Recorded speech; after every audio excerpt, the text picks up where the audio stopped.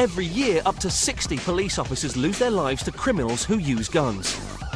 So for police working the meanest streets of America's big cities, it's essential they get some bulletproof protection. So how do they make a thin, lightweight vest capable of stopping bullets? How do they do it? Philadelphia, 11 p.m. It's time for the boys from the 5th District to suit up for the last shift of the day, the graveyard shift. Ready, front. They know they're facing another night of dangerous work. Over the last 100 years, this district has lost more officers to gun crime than almost any other part of America. Watch you driving out there, be careful. Fall out, have a good night, we'll see you out there. All of these officers know that coming under fire is an occupational hazard.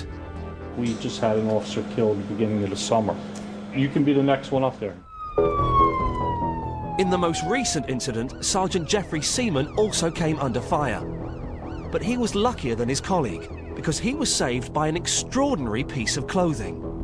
Across your line, 79 District 322 Manheim. I ended up chasing a male. He ran into one of the abandoned buildings. We went down to the basement, so when I came around the corner, he was right there, so he just put the gun right up against my vest and just pulled the trigger. Incredibly, despite being shot in the chest at point-blank range, Sergeant Seaman survived, thanks to his bulletproof vest.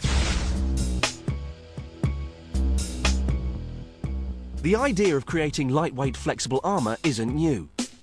The earliest forms were developed by the Japanese, who used thick wads of silk to stop low-velocity musket bullets. But in order to stop a high-velocity bullet from a modern gun, you need to create a piece of underwear that is both flexible and has the strength of steel. Here at Armour Holdings, they manufacture some of the most sophisticated flexible armour ever developed. The problem is to create a garment that's not just capable of stopping bullets, but is still lightweight and thin enough to work in, as company director Tim Smith explains. There's a number of materials that we use in developing soft body armor, and each of them have desirable characteristics. Modern lightweight body armor was first developed with Kevlar, a fabric invented to replace steel belts in car tires. Now other ballistic fabrics such as Spectra and Dyneema are also used, which weight for weight are an incredible 5 times stronger than steel thanks to their special type of weave. One of the things that you want to do is be able to dissipate energy. If it's held like this and you impact the side of it with a projectile, it has to propagate energy quickly up and down the length. In effect, the material works like a soccer net, spreading the bullet's impact out over a wide area. So, rather than slice through the fabric, its energy is dispersed. Even so, one type of material alone isn't enough to stop a bullet.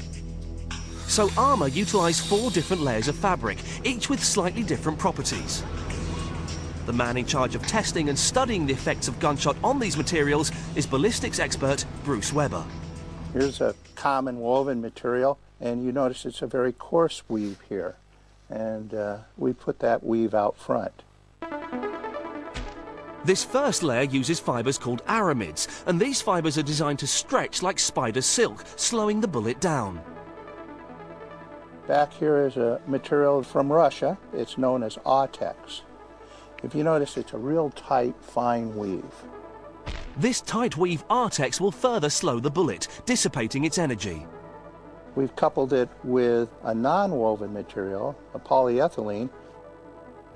These various layers aren't just designed to slow the bullet down, they also flatten its nose, taking away its ability to slice through the final layer. Each one of these materials has some strengths and weaknesses.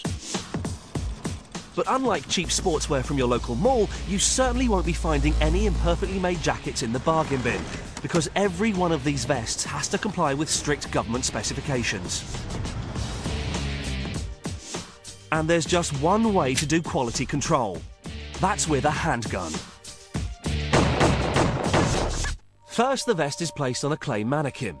Then it's shot at point-blank range. And the results filmed with a slow-motion camera. Seen here in ultra-slow motion, it's possible to follow the bullet as it blasts from the gun at almost 250 meters a second. That's the same speed as a jumbo jet.